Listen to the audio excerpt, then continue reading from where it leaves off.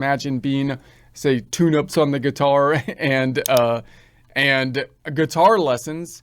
And now we're continuing on getting towards the end of the month. So now we're imagining it's towards the end of the month and we're paying some of those normal bills, which often happen in a cyclical type of process, paying the monthly utility bill, the telephone bill, and so on and so forth.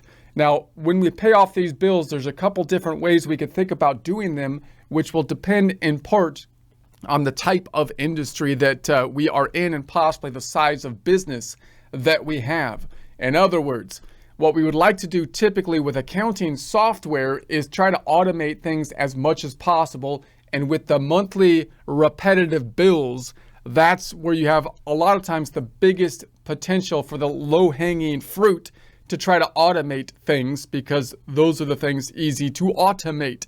So for example, if the utility bill and the telephone bill come around every month, maybe we try to do an electronic transfer to automatically pay those bills and process the payment automatically with our accounting system with the help of bank feeds as they clear the checking account.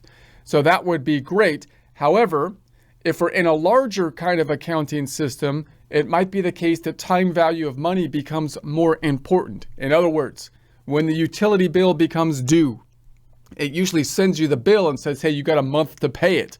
You could pay it at the end of the month. If you pay it now, when you get the utility bill, then you kind of you could have held on to the money for 15 more days or 30 more days.